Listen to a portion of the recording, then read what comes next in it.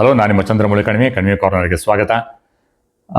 ಇಂದಿನ ವಿಷಯ ಅಂತಂದರೆ, ಈ ಎಪಿಸೋಡ್ನಲ್ಲಿ RCB ಹಾಗೂ RR ಸೇಲ್, ಇದು ಭಾಗ 1. IPL 2026 ಇನ್ನೇನು ಇದೇ ಏಪ್ರಿಲ್ 28ರಂದು ಬೆಂಗಳೂರಿನ M ಚಿನ್ನಸ್ವಾಮಿ ಸ್ಟೇಡಿಯಂನಲ್ಲಿ ಆರಂಭ ಆಗಲಿದೆ.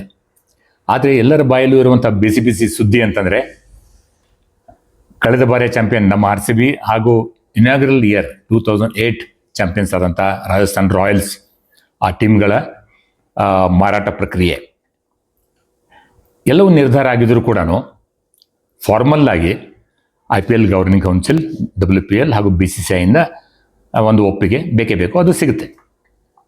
RCBಯ ಹೊಸ ಮಾಲೀಕರಾಗಿ ಲೀಡರ್ ಆದಂಥವರು ಆದಿತ್ಯ ಬಿರ್ಲಾ ಗ್ರೂಪ್, RRಗೆ ಕಾಲ್ ಸೋಮಾನಿ ಅವರ ಸಮೂಹ, ಇವೆರಡು ಕನ್ಸೋರ್ಷಿಯಮ್ಸು. ಆ ಕನ್ಸೋರ್ಷಿಯಮಲ್ಲಿ ಯಾರ್ಯಾರಿದ್ದಾರೆ ಅಂತಂದರೆ,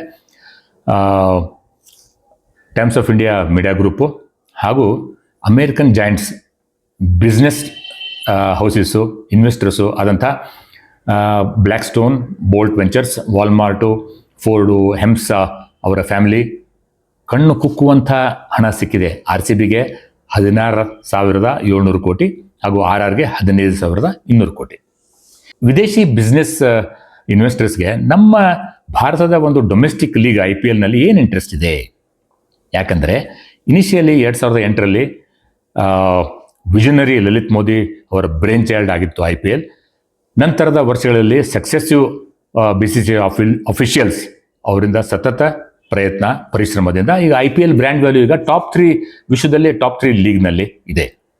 18 ವರ್ಷಗಳಲ್ಲಿ RCB ವ್ಯಾಲ್ಯೂ 1,500 ಪಟ್ಟು, ರಾಜಸ್ಥಾನ್ ರಾಯಲ್ಸ್ನ ವ್ಯಾಲ್ಯೂ 2,300 ಪಟ್ಟು ಜಾಸ್ತಿ ಆಗಿದೆ. ಇಷ್ಟು ರಿಟರ್ನ್ ಆನ್ ಇನ್ವೆಸ್ಟ್ಮೆಂಟ್ ಯಾವ ಬಿಸ್ನೆಸ್ಸಲ್ಲಿ ಸಿಗುತ್ತೆ? ಸಿಗಲ್ಲ.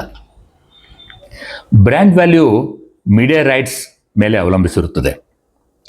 ಕಳೆದ ಸೈಕಲ್ನಲ್ಲಿ 48,000 ಕೋಟಿಗೆ ಬ್ರಾಡ್ಕಾಸ್ಟಿಂಗ್, TV, ಡಿಜಿಟಲ್ ಮಾರಾಟ ಆಗಿತ್ತು. ಆಗ ಚಾನೆಲ್ಸ್ಗಳಲ್ಲಿ ರೈವಲ್ರಿ ಇತ್ತು. ಈಗ ಎರಡು ಮರ್ಜ್ ಆಗಿವೆ. ಹೀಗಾಗಿ ಮುಂದಿನ ಸೈಕಲ್ 2027 ನಂತರ ಅಷ್ಟಕ್ಕೆ ಬಿಡ್ ಮಾಡ್ತಾರಾ, ಹೆಚ್ಚಿಗೆ ಮಾಡ್ತಾರಾ ಅಥವಾ ಕಡಿಮೆ ಮಾಡ್ತಾರಾ? ಅದೇ ನಮ್ಮ ಎದುರು ಇರೋ ಪ್ರಶ್ನೆ.